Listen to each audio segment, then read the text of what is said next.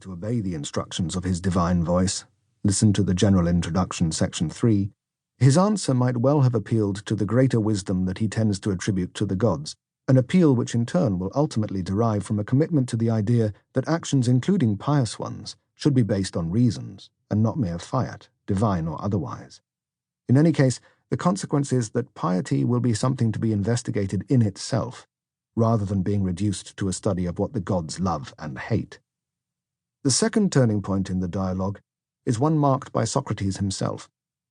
Near the end, he and Euthyphro have begun to identify piety as having something to do with service or slavery to the gods. Socrates asks, what that outcome is that the gods bring about through using us to serve them. And when Euthyphro is unable to give a satisfactory answer, Socrates accuses him of veering off just when you are at the point of enlightening me. If only he'd answered as asked then, they might have got somewhere. Given Socrates' portrayal of himself during his defense against the charge of impiety as the servant or slave of gods, it will presumably not be too wildly speculative to suppose that we are here being given the most delicate of hints that the discussion has come very close to finding out what piety really is, and that it is exemplified in the person and activities of Socrates himself. If so, the Euthyphro is not just an investigation into the nature of piety, but itself an implicit response to Socrates' accusers. Euthyphro, Socrates. What's changed, Socrates, to make you abandon your usual business in the Lyceum and busy yourself here around the portico of the King Archon instead?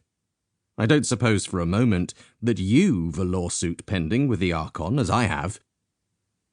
Athenians certainly don't call it a suit. They call it an indictment. What do you mean? Someone must have indicted you. I won't accuse you of indicting anyone. I should think not. Someone's indicted you. Exactly. Who's that? I scarcely know the man myself, Euthyphro. It appears he's a young person no one knows, but I think they call him by the name of Miletus. The deme he belongs to is Pythias. If you can call to mind a Miletus from Pythias with long straight hair, not much of a beard, but more of a nose. That doesn't help me, Socrates. But anyway, what's the indictment he's brought against you? The indictment? No trivial one, I think. It's no mean feat for a young person to have mastered something so important. What he says, at any rate, is that he knows how young people are corrupted and who their corruptors are. And he really must be some sort of expert if he's able to observe my ignorance and the way I use it to corrupt his age group, running off to the city to tell on me, as if she were their mother. Actually, he seems to me to be the only political expert around to be starting from the right place, because it is correct to make a priority of young people, taking care that they turn out as well as possible, just as we'd expect a good farmer to tend to his young plants first, and the others only after that. Just so, probably, Miletus is weeding us out first as the ones who are corrupting the shoots of his young plants, so he says. Next, clearly after this, he'll take care of older age groups and end up bringing about the greatest and most numerous benefits to the city. At any rate, that's how it's likely to turn out, if someone's started as he has. I'd be delighted if that was so, Socrates, but I'm fearful that the opposite will happen.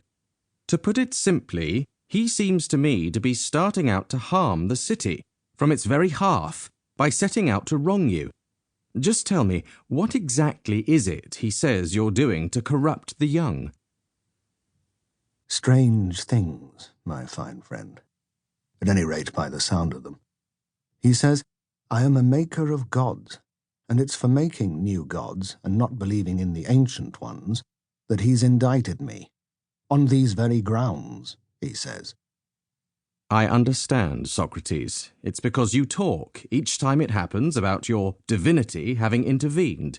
So he's put together this indictment on the basis that you're innovating in theological matters, and he's going to court in order to misrepresent you, in the knowledge that things like this are easy to misrepresent to the masses. I can tell you, it's the same for me. When I say anything in the assembly about matters to do with the gods, predicting to the audience what's going to happen to them, they laugh at me and say I'm raving.